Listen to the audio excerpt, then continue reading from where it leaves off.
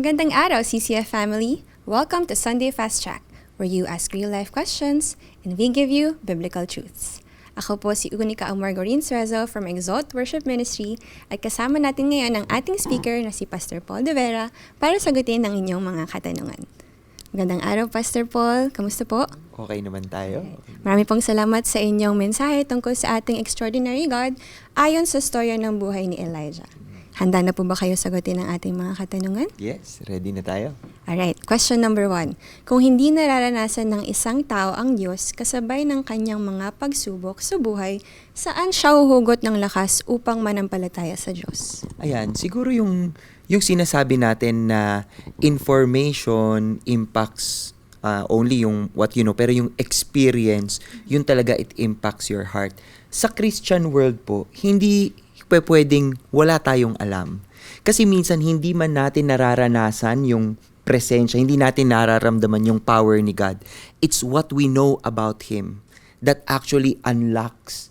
Yung inaalaw po tayo nito na tignan yung karakter niya, tignan yung past na kanya mga achievements, yung pagpapakita niya ng kapangyarihan, and yung track record ng Panginoon. Kahit hindi mo pa nararanasan ngayon, pwede mo nang sabihin, ito ang Panginoong sinasamba ko, at sa gitna ng pagsubok na to, sa ganitong Panginoon ako kakapit.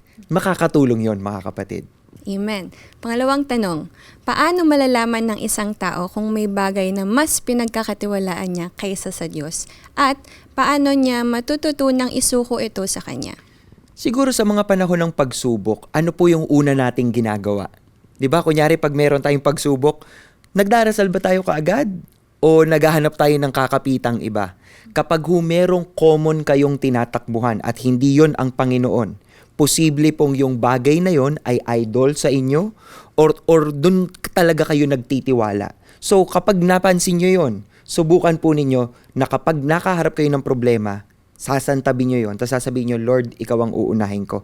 Tayo ang mag-usap. Doon sa panahon yon, pag ginawa mo yon, natututunan mong sumuko muna sa Kanya bago kumapit sa iba. Amen. Last question po, Pastor.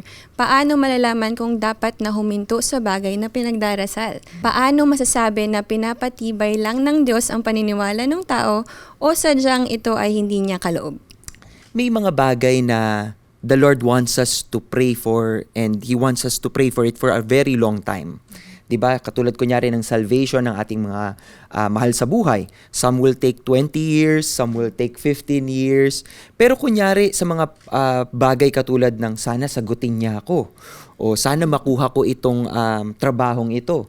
May mga ibang paraan pa paano nangungusap ang Panginoon. For example, circumstances. Kapag ang circumstance ba hindi na nami-meet yung expectation mo, bakit mo ipipilit? Pwede mong ipag-pray na, Lord, kung hindi ito para sa akin. 'Di ba? Baliktarin mo yung prayer mo. Kung ang prayer mo, Lord, bigay mo na to, bigay mo na to. Hindi binibigay, hindi nangyayari. Baliktarin mo yung prayer mo. Sabihin mo, Lord, kung hindi po ito para sa akin, sapat ka para sa akin. So, pwede niyo po bang ilayo itong bagay na to sa akin?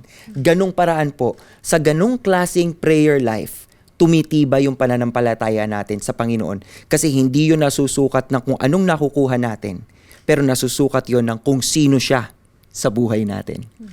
Babaguhin natin ang pananaw natin doon Yes. sa circumstance. Praise the Lord! Salamat po, Pastor Paul, sa pagsagot ng aming mga katanungan. And that's it for CCF Sunday Fast Track. God bless!